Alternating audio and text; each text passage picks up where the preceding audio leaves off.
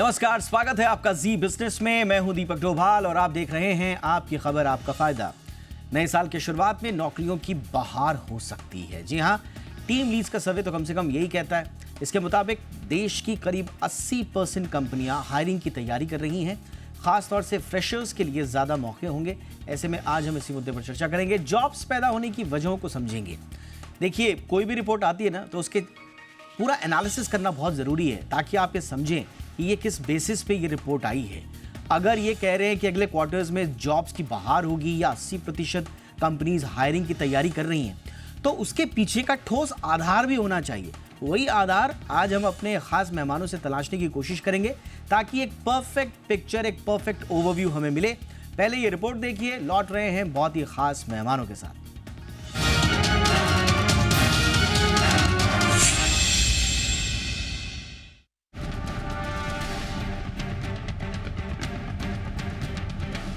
नया साल नौकरी के लिहाज से उम्मीदों भरा साबित होने वाला है। जॉब्स को लेकर सूखा छटने वाला है, यानी नई नौकरियों की बहार होगी। कुल मिलाकर जॉब्स के मोर्चे पर 2024 के शुरुआती महीने शानदार साबित होने वाले हैं।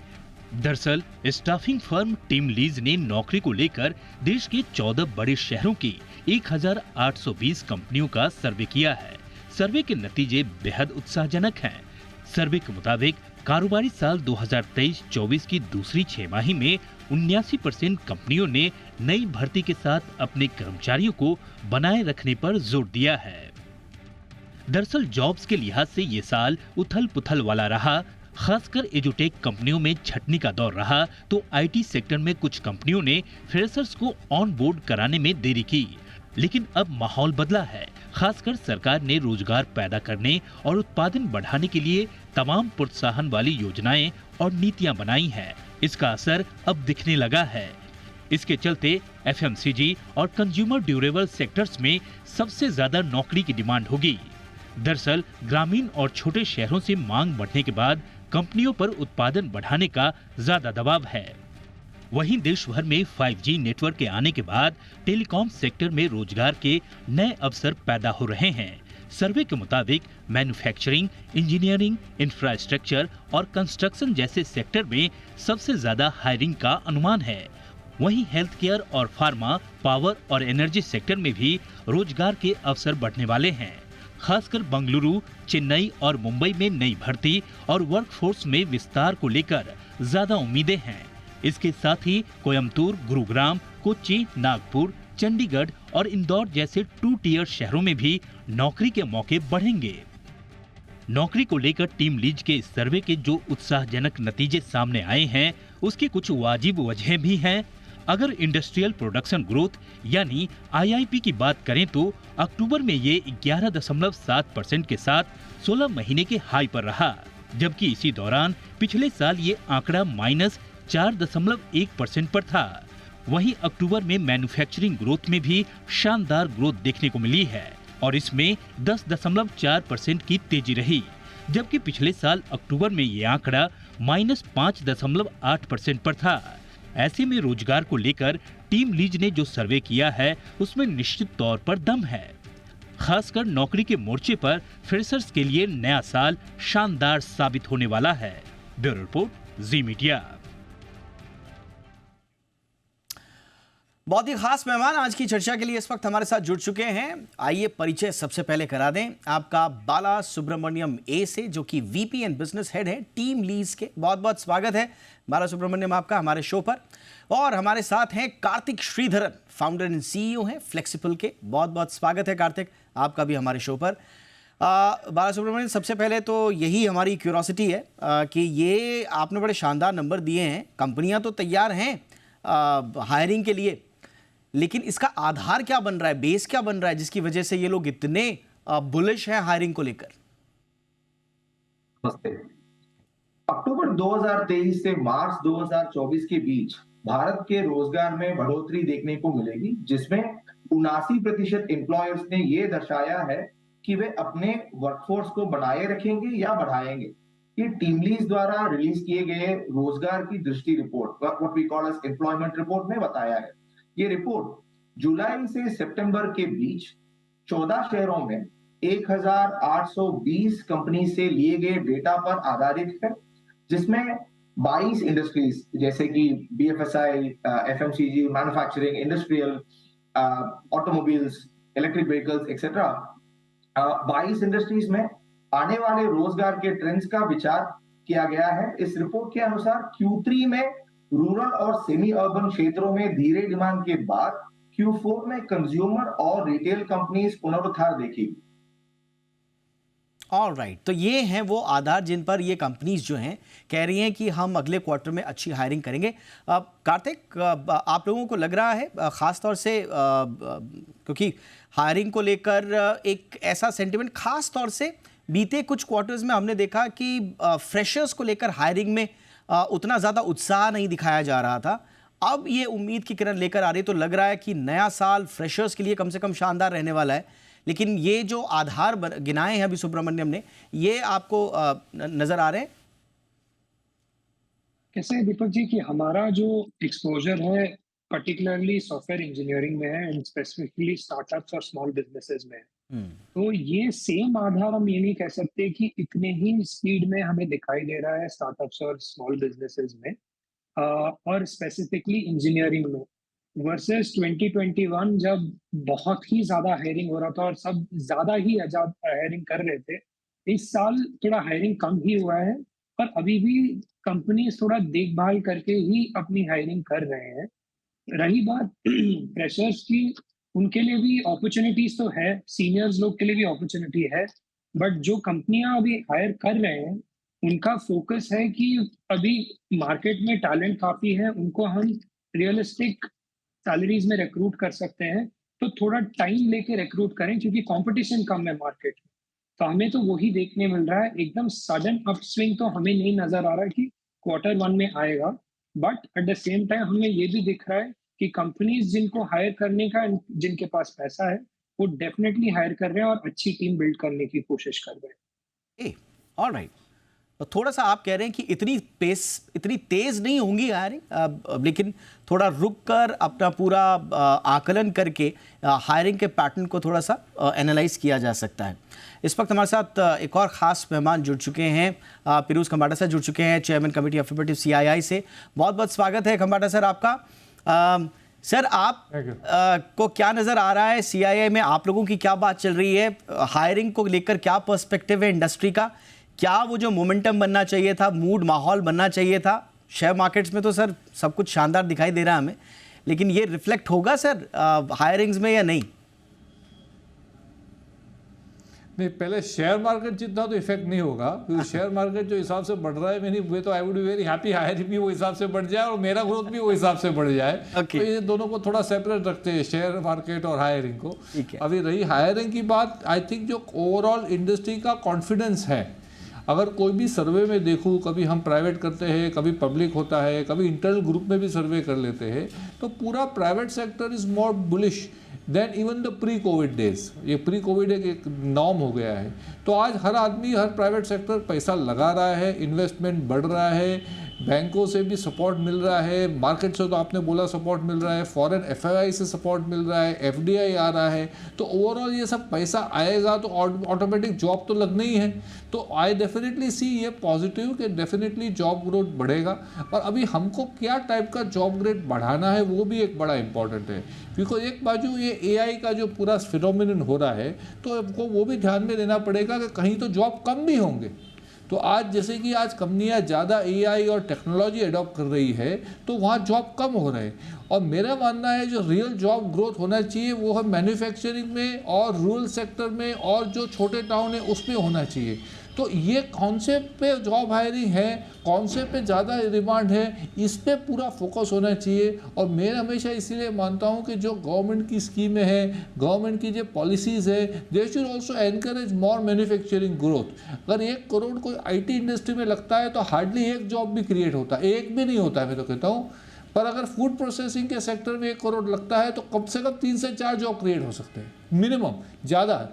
तो मेरा हिसाब से इसीलिए focus should be on manufacturing, food processing and sectors related like textiles etcetera related to the rural areas. तो हमारा फ़ायदा है, ये मेरा मानना है। सेकंड जो मैं डेफिनेटली बताना चाहूँगा, टीम लीज के भी मेरे कलीग जुड़े हुए हैं, they would also be part of it. आज एक फ्लेक्सिबल जॉब अपॉर्चुनिटी लोग चाह रहे हैं। आज ऐसे भी एम्प्लॉय मिलते हैं, कहता है भैया मैं 8 घंटे 12 घंटे काम नहीं करूंगा, मैं 4 घंटे काम करूंगा, मेरा क्वालिटी ऑफ लाइफ है, मैं कुछ घर पे करूंगा, मेरी बीबी के साथ कोई कम नहीं करूंगा। मेरे को एक पार्टी मिल गई, कहता है 4 घंटा काम करूंगा, मैंने बाकी क्या करेगा कि मेरी बीबी का स्टार्टअप है, मैं उसको मैं हेल्प करके वहाँ पार्टनरशिप करूँगा। ऐसे भी लोग हैं। और ये जो कोविड के बाद बढ़ रहा है, कोई वर्क फ्रॉम होम चाहते हैं, तो ये जो फ्लेक्सिबल जॉब अपॉर्चुनिटी होती है वो रियल एम्प्लॉयमेंट में कैप्चर नहीं होती है। बिकॉज ये आदमी को मैं लूंगा, मैं ना उसका ESI भरूंगा, PF भरूंगा, मैं उसको अच्छे रिटेनर की तरह लूंगा। ऐसी अपॉर्चुनिटी आप देखो, पहले वो छोटी थी पर वो भी बहुत बढ़ रही है। अब उसको भी मेरे हिसाब से टाइम हैज कम कि वो भी अपॉर्चुनिटी को हम किस सिस्टम में कैप्चर करें। Because all said and done जो रियलिटी है कि ये अपॉर्चुनिटी आने वाली है, कंपनी को भी देनी चाहिए एंड उसको एम्प्लॉय को चाहिए तो वो लेगा ही। तो मेरे हिसाब से इसको भी, ये ऐसी भी अपॉर्चुनिटी को आगे ले जाना चाहिए। और थर्ड जो मोस्ट इंपॉर्टेंट चीज़ है कि मैं आज चेयरमैन हूँ CII एफर्मेटिव एक्शन का। एफर्मेटिव एक्शन का मतलब है कि जो हम जॉब देवे, जो इंक्लूसिव जिसका करना है हमको विकास, और इसमें SC ST woman physically challenge, ये सब लोगों को भी जॉब के पर हमको उसका, मैं नहीं कहता हूँ कि गवर्नमेंट सेक्टर हमको कोटा देवे, प्राइवेट पब्लिक सेक्टर में कोटा भी या 2% ले लो 1% ले लो, ये मेरे नहीं कहता होनी चाहिए, पर हमको वॉलंटरीली वहाँ जॉब अपॉर्चुनिटी ढूंढनी चाहिए। तो for example retail can absorb a lot of people from PWDs, manufacturing we can absorb lot of people from SC ST। तो आज जो रिस्पॉन्सिबल बिजनेस है और जो हमसे जो CII में फॉर एग्जाम्पल जुड़े हैं और मैं लोगों को जानता हूँ, for us it is not only, we are not only what I call job givers just like that, we also are responsible job givers. So we want to ensure that ये sections of society also are brought in the mainstream by ensuring jobs are given to them. ये आपने बहुत important बात ये बोली कि लोग जो है ना अब ये बता रहे हैं कि मैं इन शर्तों पे काम करूंगा या नहीं करूंगा। खास तौर से बालासुब्रमण्यम, क्या आप थोड़ा सा इसमें बताएं, क्या एक्चुअल में अब भारत में वो स्थिति आ गई है कि सामने जो जॉब सीकर है वो बैठा हुआ टेबल पे और टर्म्स एंड कंडीशंस बार्गेन कर रहा है या नेगोशिएट कर रहा है सामने वाले से कि आऊंगा लेकिन शर्त ये है? अभी ये पासा पलट गया क्या? Actually there is India and there is Bharat. तो मैं एक 2 पर्सपेक्टिव देना चाहता हूं यहाँ पे, 2 डेटा पॉइंट्स एक्चुअली। एक है इंडिया वर्कफोर्स साइज आज के तारीख में लगभग 55 करोड़ है, उसमें से बस 8 करोड़ है जो हम फॉर्मल एम्प्लॉइज बोलते हैं, अराउंड 15%।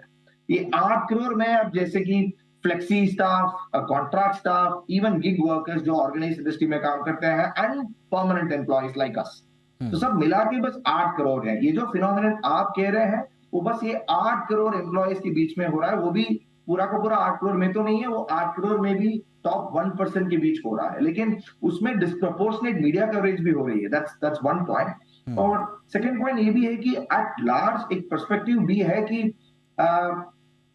जॉब और करियर आज की तारीख में एक घर जैसे नहीं है, परमानेंट नहीं है, it's more like a taxi, जब चाहिए तब यूज करते हैं। और ये जो पर्सपेक्टिव है एम्प्लॉयज दोनों तरफ से है, और ये बिकॉज ऑफ कोविड और भी एक्सेलरेट हो गया ये ट्रेंड। ओके, ऑलराइट, अब एक छोटे से ब्रेक के लिए रुकते हैं। ब्रेक के उस पार टीम लीज के सर्वे का एक बहुत दिलचस्प पहलू ये है कि जो छोटे शहर हैं वहाँ पर भी हायरिंग पहुँच रही है।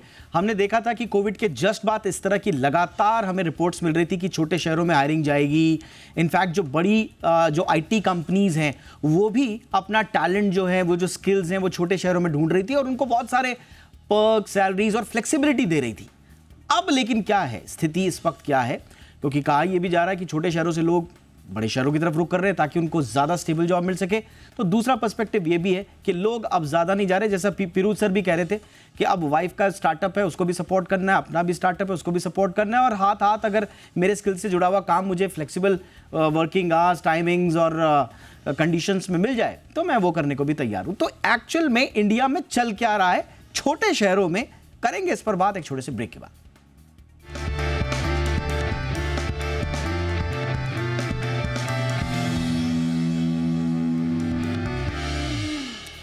ब्रेक के बाद आपका स्वागत है। तो टीम लीज का सर्वे है, अगले क्वार्टर में नौकरियां अच्छी रहेंगी, हायरिंग के लिए तैयार हैं।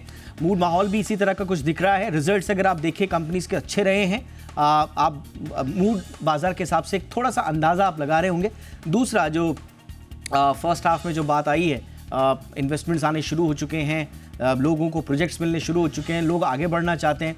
और आगे बढ़ने के साथ साथ एक और जो नेट एम्प्लॉयमेंट आउटलुक कहा जाता है, NEO जिसे कहा जाता है, वो भी अगर आप 41 नेशंस का देखेंगे तो उसमें भी इंडिया अच्छी खासी NEO पर बैठा हुआ है। जो रिसेंट एक सर्वे आया है मैन पावर ग्रुप का, वो भी यही सजेस्ट करता है। तो कुल मिला के काफ़ी अच्छा माहौल लग रहा है, ये एक अच्छी चीज़ है। बट वही हम जरा इसको डीक्लटर करने की कोशिश कर रहे हैं, ब्रेक डाउन कर रहे हैं कि एग्जैक्टली कहाँ पर क्या चल रहा है। कार्तिक, छोटे शहरों में क्या चल रहा है? छोटे शहर के लोग अभी भी, जो यंगस्टर्स हैं, जो फ्रेशर हायरिंग के लिए बैठे हुए हैं, उनके दिमाग में अभी भी यही है कि इंटर्नशिप के लिए या कहीं ट्रेनी बनने के लिए मेरे को अभी भी पापड़ बेलने पड़ेंगे, कैंपस से काम चलेगा नहीं। कैंपस हायरिंग भी हमने देखा कि काफ़ी समय से हुई नहीं है जितनी ज़्यादा लेवल पे होनी चाहिए थी।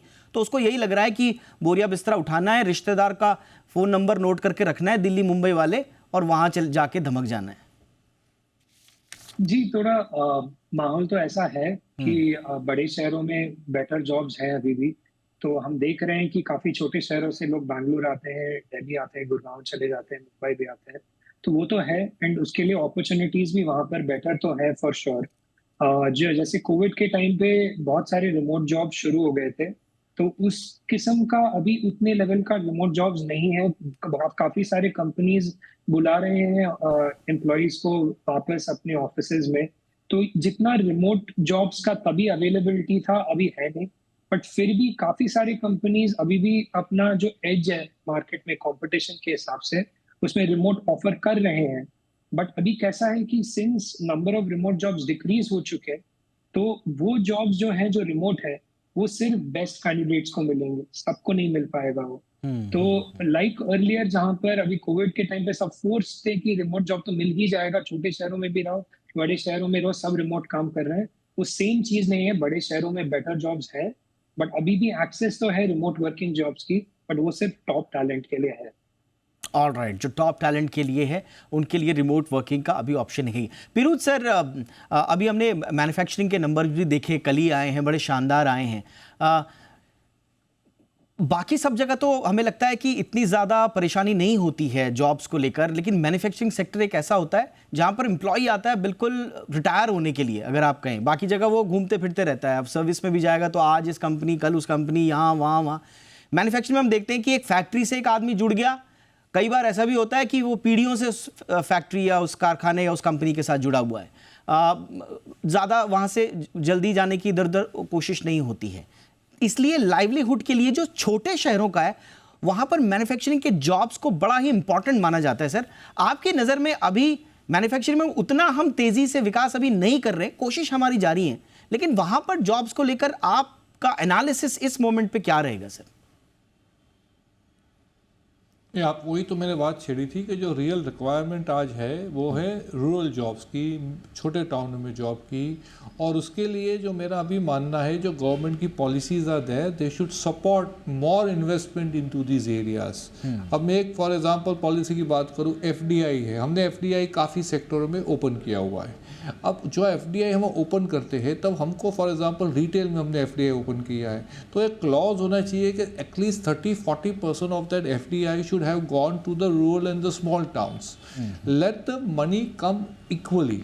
अगर पैसा बड़े टाउनों में आएगा तो ऑब्वियसली अपॉर्चुनिटी वहाँ क्रिएट होगी, एक सिंपल बात है। अगर पैसा छोटे टाउन में जाएगा तो अपॉर्चुनिटी वहाँ क्रिएट होगी। आज हम अगर बड़े टाउन के बाजू में बड़ा सा SEZ लगाते हैं, भैया हम छोटे टाउन में ही जाके लगाए, हम छोटे टाउन में ज़्यादा स्मॉल फूड पार्क लगाए, एग्रो क्लस्टर लगाए, तो जो पूरा डेवलपमेंट और इन्वेस्टमेंट है वो पहले छोटे एरियाओं में सबको उसको वहाँ ले जाना पड़ेगा। नंबर 2, जो गवर्नमेंट की बहुत सी अच्छी स्कीमें रही है, PLI for example, productive link incentive scheme, वो बढ़िया स्कीम है government. I should thank the Modi government for announcing the scheme, इससे डेफिनेटली ग्रोथ हुआ है। अब PLI को थोड़ा बहुत रुक करे कि उसको ज़्यादा PLI अनाउंस करे ऐसे सेक्टरों जो लेबर इंटेंसिव है और जो रूरल से जुड़े हुए हैं, वहाँ थोड़ी ज़्यादा उसमें पैसा देवे तो ऑटोमेटिक वहाँ जॉब अपॉर्चुनिटी क्रिएट हो जाएगी। थर्ड, आज सबसे बड़ा जो मौका है इंडिया के लिए है manufacturing in India and export to the world, और वो मेरे हिसाब से we should ensure that the exports of products which are more labor oriented are promoted. Example, leather footwear, textiles, food processing, handicraft. फिर sir मैं sorry आपको यहाँ पे टोक रहा हूँ, आई एम सॉरी सर मैं टोक रहा हूँ आपको, एक ओवरव्यू में एक चाहता हूँ सर आपसे जानना। एक बहुत बड़ा सवाल है मैन्युफैक्चरिंग सर, वो हमारे वो वर्क कल्चर में वो क्यों नहीं जगह बना पाई? जो काम चाइना ने करके दिखाया, वहाँ के मैन्युफैक्चरिंग, वहाँ के लेबर पार्टिसिपेशन ने करके दिखाया, जो काम बांग्लादेश में हो गया, जो काम वियतनाम में हो गया, जो काम एक दफ़ा फोर्ट एशियन टाइगर्स ने करके दिखाया, वो हम क्यों, हम 70 के दशक में भी मैन्युफैक्चरिंग की गाड़ी छूट गई सर हमारी, आज भी हम पुश कर रहे हैं, लेकिन वो मैन्युफैक्चरिंग वाला ना, कई लोग मुझे कहते हैं यार दीपक, इंडियंस पे ना वो माइंडसेट नहीं है मैन्युफैक्चरिंग के जॉब वाला। सर वो क्या प्रॉब्लम क्या है आपकी नज़र में? चलो आपने अच्छा क्वेश्चन पूछा है तो आपको 2-3 मिनट सुन लेना पड़ेगा। हाँ जी। आज एक सिंपल चीज़ है, किसी को इंडिया से कुछ सोर्स करना होगा तो वो क्वालिटी चाहेगा, और सेकंड चीज़ वो प्राइस चाहेगा, वो तो आप समझ लेते हो। ठीक है। अब मैं मान के चलता हूँ कि इंडियन क्वालिटी पहले इतनी अच्छी नहीं थी, lately Indian quality products is very good at par with international standards.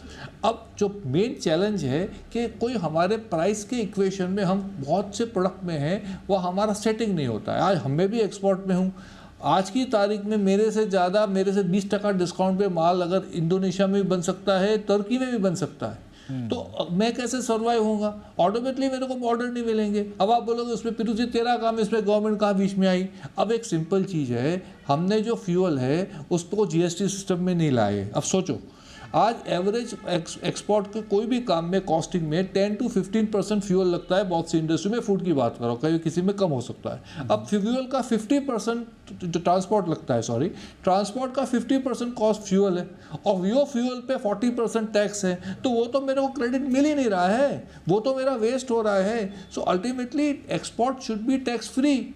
आज वियतनाम हो, आप जो कंट्रियों के नाम दे रहे हो, वहाँ एक्सपोर्ट में कोई टैक्स नहीं लगता। ऑन द कॉन्ट्री गवर्नमेंट ऊपर से पैसा देती है, लो भैया एक्सपोर्ट करो, पैसे लो। हम तो ऊपर से पैसे तो देते थे, बंद कर दिए। 6% मिलता था MEIS में, अभी 1.5% मिलता है। ऊपर से जो टैक्स है वो बढ़ गए हैं। तो मेरे हिसाब से logistic cost, indirect direct taxes and labour productivity, हमारी labour productivity in my mind ये सब नेशनों से 50% है। हमको डबल लेबर लगाना पड़ेगा ये काम करने के लिए। उसकी क्या है, उसके लिए आपको एक नया शो करना पड़ेगा, दूसरा शो करना पड़ेगा, तो बहुत लंबी चौड़ी इश्यू है। तो ये सब के लिए we are not been able to be what I call price competitive, and that competitive edge is not there. And in agro commodities, let me add, agro तो और है, because cost of most of the agri produce in India is higher than the world standard. I can, for example, pineapples. I can source today also cheaper pineapple concentrate than I make pineapple in India. तो इसीलिए manufacturing में problem है. But coming to today's discussion was on labour. तो मैं उसमें इसलिए पहले मैंने बोला कि आज दो चीज देखने लायक है. ये समरी पे थोड़ा डिस्कशन होना चाहिए. मैन्युफैक्चरिंग जॉब कैसे बढ़े, एंड सेकंड जो बहुत बड़ा चैलेंज जो मैंने बोला, आपने उसको रेफर नहीं किया है, पर वो डेफिनेटली रेफर करना पड़ेगा कि जो व्हाइट कॉलर जॉब्स है उसमें एआई के आने से क्या इफेक्ट आने वाला है. Absolutely sir. इनफैक्ट हम कल ही इस पे एआई और उसके होने वाले इम्पैक्ट्स पर बात भी कर रहे थे, और रेगुलरली सर हम इस पे चर्चा कर रहे हैं. इनफैक्ट सबकी नज़र इस पे भी है.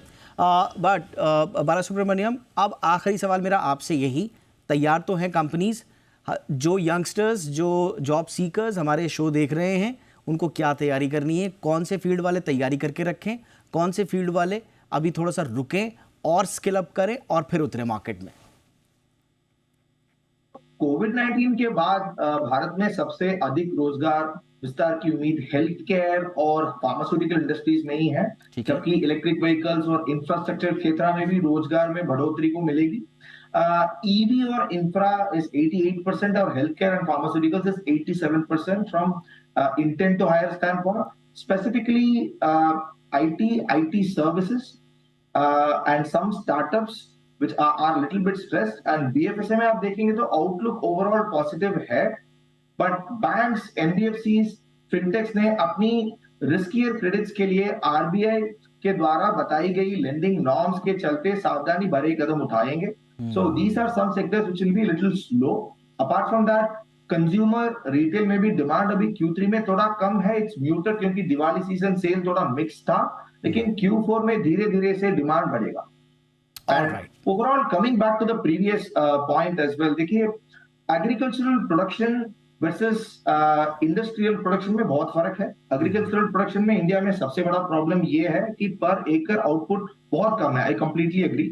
बट इन इंडस्ट्रियल मैन्युफैक्चरिंग पिछले 3-4 साल में आई थिंक कहीं आगे बढ़े हैं। Think if I give you some statistics आप देखेंगे तो you were talking about rural jobs. Rural jobs दो तरीके के हैं, एक है आप उनको उधर ही आप नौकरी दे सकते हैं, या उनको आप मोबिलाइज करके you can take them to where jobs are.